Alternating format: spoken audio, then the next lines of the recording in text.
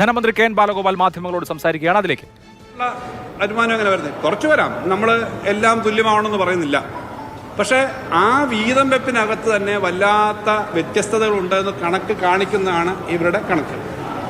അതിൻ്റെ തുടർച്ചയായിട്ട് വേണം കേരളത്തിന് കിട്ടേണ്ട കാര്യങ്ങളെപ്പറ്റി നമ്മൾ പറഞ്ഞത്. കേരളത്തിന് ലഭിക്കേണ്ട കാര്യങ്ങൾ കേരളത്തിൻ്റെതായ മാത്രമുള്ള വലിയ വാദമൊന്നും ഉന്നയിക്കുന്ന, പ്രാദേശികവാദം ഉന്നയിക്കുന്ന ഒരു സംസ്ഥാനമല്ല ഇവിടുത്തെ ജനങ്ങൾ. അങ്ങനൊന്നും ചിന്തിക്കുന്നവരല്ല. ഇപ്പോൾ ബീഹാർ ബഡ്ജറ്റ് എന്ന് പറഞ്ഞ് വലിയ തോതിൽ ഇപ്പോൾ വാർത്ത വരുന്നുണ്ട്. ബീഹാറിലും തെരഞ്ഞെടുപ്പ് വരുന്നുണ്ട്, ഡൽഹി തെരഞ്ഞെടുപ്പ് വരുന്നുണ്ട്. അതിനൊക്കെ ചില പൊളിറ്റിക്കലായ തീരുമാനങ്ങൾ ഉണ്ടായേക്കാം. പക്ഷെ അതെല്ലാം ചെയ്യുമ്പോൾ വയനാട് പോലൊരു സംഭവത്തിന് ഒരു പ്രത്യേക പരിഗണന, വിഴിഞ്ഞം പോലൊരു ഇന്ത്യക്ക് ആകെയുള്ള പ്രൊജക്റ്റിനൊരു പ്രത്യേകമായ ഒരു പരിഗണന, പൊതുവെ സാമ്പത്തിക കാര്യങ്ങളിൽ ചെയ്യേണ്ട കാര്യങ്ങൾ അതിനെപ്പറ്റി ഒന്നും പറഞ്ഞിട്ടില്ല എന്നുള്ളത് അങ്ങേയറ്റം ദുഃഖകരമാണ്, പ്രതിഷേധകരമാണ്. അത് അവരത് കാര്യത്തിനകത്ത് തിരുത്തലുണ്ടാക്കുമെന്നാണ് ഞങ്ങൾ പ്രതീക്ഷിക്കുന്നത്. ഇത് പൊതുവായ സ്ഥിതിയും കേരളത്തെ സംബന്ധിച്ചാണെങ്കിൽ ഈ ബഡ്ജറ്റ് പൊതുവിലുള്ള ഒരു സമീപനം നോക്കുമ്പോൾ വാസ്തവത്തിൽ കേരളത്തോട് അവരെടുക്കേണ്ട സമീപനം കുറേയേറെ കാര്യങ്ങളിൽ വിശദമായ കണക്കുകളുണ്ട്. കേരളത്തെപ്പറ്റി ഏത് റിപ്പോർട്ട് പറയുമ്പോഴും നല്ല കാര്യങ്ങളല്ലാതെ പറയാൻ പറ്റുന്നില്ല. ഇന്നലെ എക്കണോമിക് സർവേ വന്നപ്പോൾ അതിനകത്ത് കുറച്ച് കാര്യങ്ങൾ പറഞ്ഞിട്ടുണ്ടല്ലോ. ഇന്ത്യയിലെ ഏറ്റവും നല്ല സുസ്ഥിര വികസനത്തെ സംബന്ധിച്ചും മാലിന്യ നിർമ്മാർജ്ജനത്തെ സംബന്ധിച്ചും ഭൂവിനിയോഗത്തെ സംബന്ധിച്ചുള്ള കണക്കുകളെല്ലാം ഇന്നലത്തെ എക്കണോമിക് സർവേ കേരളത്തിന് അനുകൂലമാണ്. നമുക്കെല്ലാം അഭിമാനമുള്ള കാര്യമാണ്. ഒരു പൊളിറ്റിക്കലായിട്ട് ഞങ്ങളുടെ മാത്രം ഗവൺമെൻറ്റിൻ്റെ ഒന്നും അല്ല, എല്ലാവരുടെയും കാര്യമാണ്. ഈ കാര്യങ്ങളെല്ലാം പറഞ്ഞിട്ടുണ്ട്. പൊതുവിലുള്ള നമ്മുടെ കണക്കുകൾ വളർച്ച സംബന്ധിച്ച് നോക്കുമ്പോഴും ഇപ്പോൾ വന്നേക്കുന്ന കണക്കനുസരിച്ച് ഇന്ത്യയിൽ പല സംസ്ഥാനങ്ങളിലും ഉണ്ടാവുന്ന, അല്ലെങ്കിൽ ഇന്ത്യയിലാകെ രാജ്യത്താകെ ഉണ്ടായ സാമ്പത്തിക വളർച്ചയെപ്പറ്റി നോക്കുമ്പോൾ ആ സാമ്പത്തിക വളർച്ചയുടെ ശതമാനത്തെക്കാളും അധികം തന്നെയാണ് കേരളത്തിലുണ്ടായിട്ടുള്ള വളർച്ച എന്ന് കാണാം. ഞാൻ ഓരോന്നും എൻ്റെ ആ ടേബിളുണ്ട്, അവർ പ്രസിദ്ധീകരിച്ച ടേബിൾ തന്നെയാണ്. നമുക്ക് table 2 sectoral growth rates at current prices in India and Kerala, നമ്മൾ ഒരു കമ്പാരിസൺ എടുത്താൽ അതിനകത്ത് ഇന്ത്യയിൽ പല മേഖലയിലും സാമ്പത്തിക വളർച്ചയെ സംബന്ധിച്ച് വിചാരിച്ചത്ര മുന്നോട്ട് വരുന്നില്ല. ഒരു നിശ്ചലാവസ്ഥയുണ്ടെങ്കിൽ കേരളത്തിനകത്ത് അതിനേക്കാളും മോശമായിട്ടില്ല, അല്പം മെച്ചമാണ് പെർസെൻറ്റേജ് എന്ന നിലയിൽ തന്നെയാണ് നമ്മുടെ ഒരു അവസ്ഥ കിടക്കുന്നത്. അത്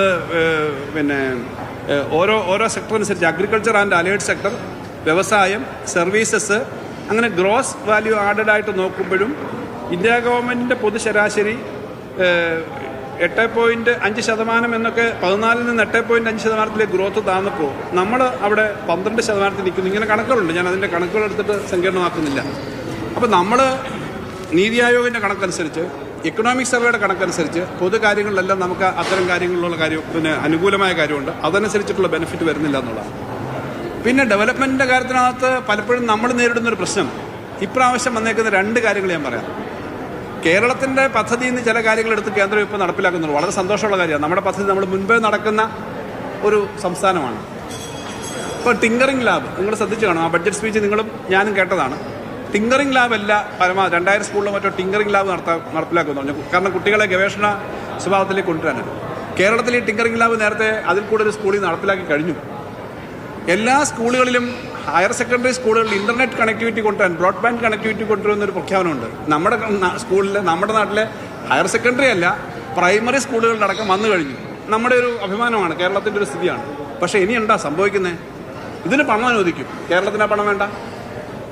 ഇതിനവർ 10, 10,000, 5,000 കോടി അനുവദിക്കും. കേരളത്തിന് കിട്ടേണ്ടത് അതിനകത്ത് 10, 500 കോടി കിട്ടണമെങ്കിൽ, 250 കോടി കിട്ടണമെങ്കിൽ കേരളം ഇതിന് എലിജിബിൾ അല്ല. കാരണം Keralam is already having that facility, so we are not paying. അപ്പോൾ കേരളം കൊണ്ടുവരുന്ന ഇത്തരം ഡെവലപ്മെൻറ്റ്, ആദ്യം കൊണ്ടുവന്ന ഡെവലപ്മെൻറ്റ്, അതാണ് നമ്മളെപ്പോഴും പറഞ്ഞത്. സെക്കൻഡ് ജനറേഷൻ ഇഷ്യൂസ് അല്ല, ഇപ്പോൾ തേർഡ് ജനറേഷൻ എന്ന് വേണമെങ്കിൽ പറയാവുന്ന തരത്തിലേക്കുള്ള ഇഷ്യൂസാണ്. അതിനെ അഡ്രസ്സ് ചെയ്യാനുള്ള കാര്യം വരുന്നില്ല. കഴിഞ്ഞ തവണ നമ്മൾ നടപ്പിലാക്കിയ ഈ സ്റ്റാർട്ടപ്പ് മിഷനുമായി ബന്ധപ്പെട്ടും സ്റ്റാർട്ടപ്പ് എക്കോസിസ്റ്റവുമായി ബന്ധപ്പെട്ടിട്ടുള്ള കുറേ കാര്യങ്ങൾ കഴിഞ്ഞ പ്രാവശ്യം അവർ നടപ്പിലാക്കിയിരുന്നു. അതിനകത്ത് 2 കോടി വരെയുള്ള ഇൻട്രസ്റ്റ് കുറഞ്ഞ ലോണുകൾ, മറ്റ് അപ്രന്റീസ്ഷിപ്പ് തുടങ്ങിയ കുറേ കാര്യങ്ങൾ അവർ നടപ്പിലാക്കിയിരുന്നു. അപ്പോൾ ഇപ്പോഴും ഈ കാര്യങ്ങൾ വരുമ്പോൾ അതുകൊണ്ട് നമുക്കതിൻ്റെ ഒരു വലിയ ബെനിഫിറ്റ് വരുന്നില്ല എന്നുള്ള പ്രശ്നമുണ്ട്. അതുകൊണ്ട് കേരളത്തിന് ഇപ്പം നമുക്ക് തരാത്ത പണത്തിൻ്റെ മാത്രമല്ല, നമ്മൾ ടിങ്കറിംഗ് ലാബും ഇൻ്റർനെറ്റ് കണക്ടിവിറ്റിയും വന്നു കഴിഞ്ഞാൽ നെക്സ്റ്റ് സ്റ്റെപ്പ് ഡെവലപ്മെൻറ്റിന് വേണ്ടിയിട്ടുള്ള കാര്യങ്ങൾ പ്രത്യേകം കാണണം. കാരണം അത് നമ്മൾ ചെയ്തു എന്നുള്ളത് കൊണ്ട് നമുക്കത് ഡിനൈ ചെയ്യുന്ന അവസ്ഥയിലേക്ക് കാര്യങ്ങൾ വരുന്നുണ്ട് എന്നുള്ളതാണ്. അതുകൊണ്ടാണ് ഞാൻ നേരത്തെ പറഞ്ഞ നമുക്കൊരു 72,000 കോടി തരേണ്ടടുത്ത് 32,000 കോടിയേ തരുന്നുള്ളൂ എന്ന് പറയുന്ന കണക്കിലേക്ക് വരുന്നത് ഈ തരത്തിൽ കിട്ടാത്തത് കൊണ്ടാണ്.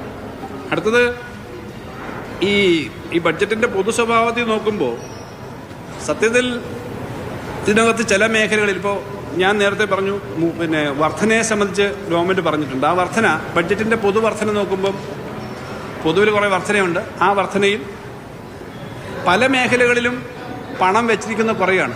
ഒരു 3.5 ലക്ഷം കോടി രൂപയുടെ വർധനയുണ്ട് ബഡ്ജറ്റിൽ. 3.5 ലക്ഷം കോടി രൂപയുടെ, ഏകദേശം 50 ലക്ഷം കോടിയിലധികം രൂപയാണ് ഈ വർഷത്തെ വാർഷിക ബഡ്ജറ്റ് കേന്ദ്ര ഗവൺമെൻറ്. പക്ഷേ അതിനകത്ത് ഈ കാർഷിക മേഖലയിൽ കൊടുക്കേണ്ട പണം, അതിനകത്ത് വളത്തിൻ്റെ സബ്സിഡി 3400 കോടി കുറഞ്ഞു. യഥാർത്ഥത്തിൽ ഈ 3000 കോടി വർധനയുടെ അടക്കം വർധന വരേണ്ടതാണ്. കാർഷിക മേഖലയാണ് ഒന്നാമത്തെ ഗ്രോത്ത് ഇഞ്ചൻ എന്നാണ് കേന്ദ്രമന്ത്രിയുടെ പ്രസംഗത്തിലെ ഒന്നാമത്തെ ഗ്രോത്ത് ഇഞ്ചൻ ഓഫ് ഡെവലപ്മെന്റ് കാർഷിക മേഖലയാണ്.